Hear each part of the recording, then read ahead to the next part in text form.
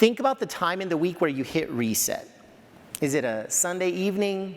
Is it a Friday after work? Whenever you say, I'm done with the week that was and I want to flip the page to the week that's coming. And here's what I want you to do.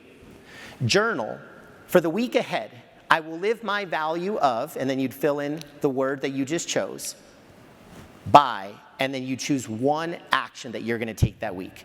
So hypothetically, let's just say you chose the value of joy. It could be something as simple as, I'm going to cook my favorite meal this week.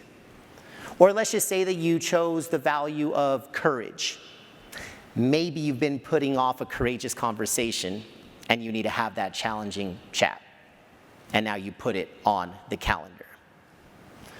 So it can be big, it can be small. It doesn't matter. It's more about creating the muscle memory and forming habits. Because then a week later, you're going to say, for the week that was, I lived my value of the same value when I, and now you fill it in. I promise you folks, if you do this every week, and my first action item to you is going to be to commit to one value in the next 30 days. Stick with the same value. Don't hop week to week. Stick with the value of joy. Stick with the value of excellence. Stick with the value of impact. Stick with the value of growth, whatever it is. And do this journaling exercise. I did it for 5 consecutive months. One value per month. Courage, impact, growth, belief, and authenticity are my core 5. And that actually changed my life as much, if not more, than finding my why. Values can be so powerful, which is why they're so great for organizations as well. So if you don't believe me, at least believe my man, Ted Lasso. Any Lasso fans out there, by the way? Awesome. Whoever did not clap or raise their hand, if you did raise your hand, recruit the people that have not seen Ted Lasso, because I think everybody in this room would just gain tremendous value from it. All right, so here's what we're going to do. Second pillar, to be the storm chaser. So now we get into adversity. Now we get into the grit, the resilience, the adaptability, the agility. Interestingly, purpose is the fuel of all of those things. Quick boxing analogy. Life, business is going to knock us down. You and I, we always are going to get knocked down on the mat no matter how strong we are. What is the reason that we believe we need to get up off the mat? That is the spirit of how purpose can be the cornerstone of resilience. I understand a lot of adversity that's been hitting y'all. On all the pre-calls that I did leading up to this, it was about, of course, pandemic. Yes, we have factors there. We also have supply chain. I also heard a lot about technology, and the list goes on. Y'all are dealing with some storms. Nobody in this room is immune from storms. So now it's about how do we conquer those things and become more persevering through those inevitable challenges.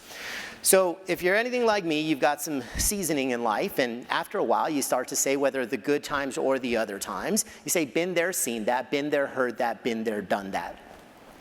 But what if there's a day that you have never seen? What if there's a day that you were not prepared for? And this was a day that I was not prepared for, nor was my organization. Frankly, it's a day that the NFL had never seen. I was at the 49ers when Colin Kaepernick kneeled, because Sunday afternoon he kneels. Phone calls, texts, emails, like literally it felt like people with pitchforks, like 70 or 80% of our season ticket holders and corporate partners said, I will never invest another dollar in your franchise unless you cut them from the team. People were irate. And I'm the head of sales and service. I am literally, like if y'all are hosting RBC coming up, imagine something like this happens that 70 to 80% of your customers say, no mas. That is what happened to us. So Sunday night, team president, my boss, he calls me and he says, what's the damage? I said, look, it's fresh, back in napkin math, tens if not hundreds of millions of dollars. And here's how this works, folks, and I don't love saying this, but I'm just gonna rip it straight. The way it works in sports is the better the player you are, the more stuff that they're willing to let you get away with. So when you're the league MVP, you do something stupid, you're still on the team. But when you're a role player, you do something dumb and like you're toast. That's just how it is. I don't love that, but that's just how it is. In Colin's case, he was years removed from being a peak performer on the field. So I just thought, well, you make a business decision. That's what I expected, because he said, meet 8 a.m. next morning, owner, president, sales team, service team. So we all gather.